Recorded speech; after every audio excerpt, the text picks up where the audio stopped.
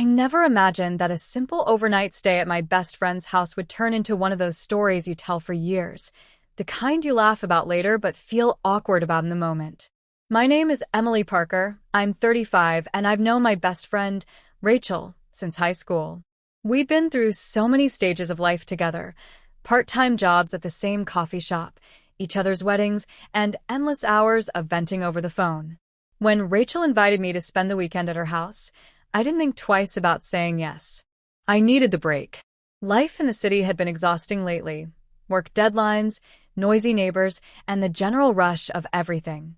Rachel lived in a peaceful little town about 2 hours away, in a white two-story home with a wraparound porch, flowers along the walkway, and the kind of front door that always seemed to smell faintly of cinnamon because of the candles she burned.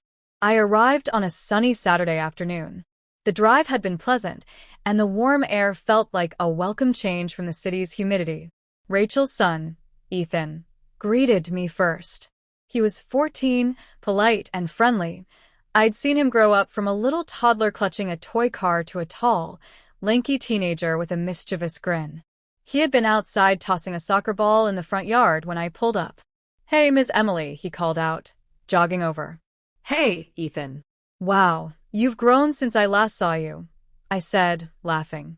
Rachel appeared at the front door, waving, her hair pulled into a messy bun. "Don't let him fool you. He still eats cereal for dinner sometimes," she joked. Inside, the house felt like a cozy hug.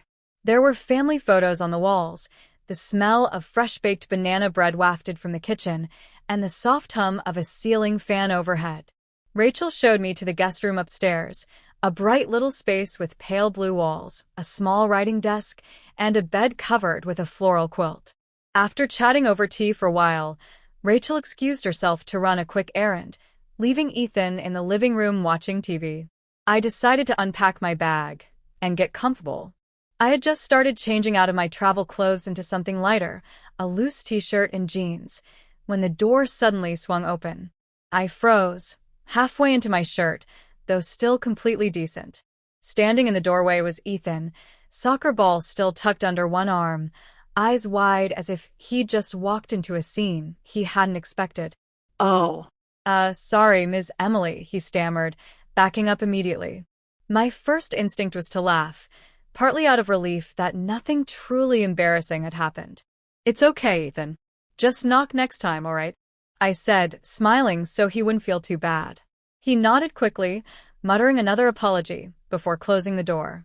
I could hear his footsteps hurrying down the hall, and then the faint sound of the TV again.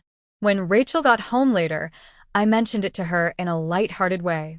She laughed so hard, she nearly spilled the grocery bag she was carrying. "Oh, that boy. I've told him a million times to knock. I'll talk to him again." The rest of the evening went on as planned. We cooked dinner together, Rachel's famous baked chicken with rosemary potatoes, and sat around the table sharing stories. Ethan was quieter than usual, clearly still embarrassed, but after a while, he relaxed and joined the conversation. Later, while Rachel was making tea, Ethan came into the kitchen holding a small paper bag. "Here," he said, handing it to me. Inside was a little keychain shaped like a soccer ball. "It's for you. Sorry again about earlier," he said, cheeks slightly red. My heart melted a little at the gesture. "Thank you, Ethan. That's really thoughtful," I told him. The next morning, I woke up early and went downstairs to find Ethan already sitting at the kitchen table, eating cereal. We ended up talking for half an hour, about school, soccer, and how he wanted to be a graphic designer someday. It reminded me how quickly kids grow up and how important it is to encourage them to be kind and respectful. When I left that afternoon, Rachel hugged me tight. "See you soon, Em," she said. Ethan waved from the porch, the awkward moment from yesterday, now a funny memory we'd all be able to laugh about later.